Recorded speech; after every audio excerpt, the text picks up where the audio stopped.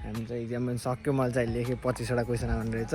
So hello के छ सबैजना सन्चै हुन्छ होला र म पनि सन्चै छु। अगाडि चाहिँ के को इक्जाम दियो भनेर सोच्दै हुन्छ होला। म चाहिँ आज लाइसेन्सको लागि इक्जाम दिन जाँदैछु नि त, लिखित परीक्षा। म चाहिँ अब हिँडिसकेँ, यता स्कुलतिर हेर्दैको एकलट, यता भाइ बहिनीहरू टक्क लगाएर लाइन लाग्दै रहेछन्। यस्तो भयो भने चाहिँ अतिभन्दा अति रिस उठ्ने कि 10 मिनट भइसक्यो कुद्दा अहिलेसम्म बस नै हान्न। उताबाट चाहिँ गइरहेछ नि, तर यताबाट चाहिँ बसै हान्न। अब आयो पनि फेरि प्याकै आउनेवाला होला। म अग्लो भयो कि बस जानु भयो त्यो चाहिँ मलाई थाहा भएन। यही भएर हो कि मलाई चाहिँ बसमा बस्न मन नलाग्ने। यस्तै टाउको ठोकिरहेको छ नि त। चाहिँ बसलाई छोडेर म चाहिँ जाँदैछु अटोमा, टक्क लाएर हिँड्ने ज्याउ लाएर। यहाँ आइसकेपछि के चाहिन्छ भनेर मलाई थाहा थिएन। मैले एउटा गार्ड अङ्कललाई सोधेँ र त्यहाँ भनिदिनु भयो। त्यसपछि मैले आफ्नो कागजपत्र पुरा रेडी पारेँ। त्यसपछि उता गएँ, आफ्नो काम सकेर मैले चाहिँ आफ्नो इन्ट्रान्स कार्ड पनि लिएर आइसकेँ। आजकल चाहिँ काम ओभर छिटो हुने रहेछ। बायोमेट्रिकको लागि आयो मान्छे आजै भयो नि। सो अहिले चाहिँ हामी वेटिङमा छौँ। त्यहाँ ढोका लगाइरहेको थियो कतिखेर खुल्छ भनेर। मेरो पछाडि अन्सँग चाहिँ कति धेरै हुन्छ।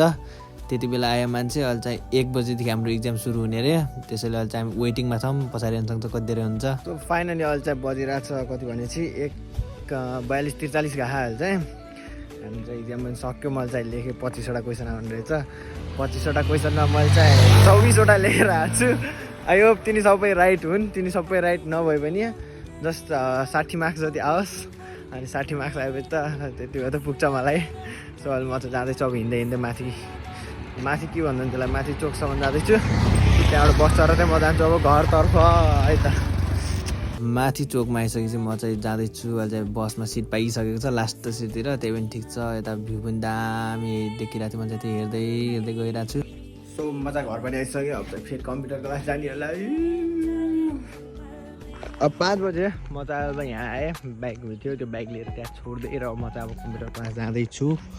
3 बज्न लागिसक्यो, तर लागेको छैन, बजेको छैन। त्यहाँदेखि फेरि अब पहिल्यै चल्दिउँ न, किनकि अब स्कुलमा धेरै अब ढिलो गयो भने चाहिँ अब यतातिर अब छिटो जाऊँ भनेर सुध्रिनु परेन। अब त्यही हो, किनभने म उता घरबाट छिटो आएँ, त्यसैले छिटो जानु आएको छैन, जान्थेन फेरि। हामी चाहिँ हेर्नु अब म कति पछाडि म भर्खर आएँ 4 दिन भयो। मैले यस्तो खतरा गरिदिएको छु यहाँले। अब फेरि यहाँ कति 1 महिनाभन्दा बढी भयो यहाँले अहिलेसम्म जान्नु भएन कि यहाँ। त्यही भएर मेरो बेजत हान्नलाई यहाँ भन्नु भए यहाँ अहिलेसम्म यति म भर्खर आएँ। मैले गराएँ 2 मिनटमा गराइदिइसकेँ। म यहाँ फेरि 4 दिन भयो म भर्खर आउँला।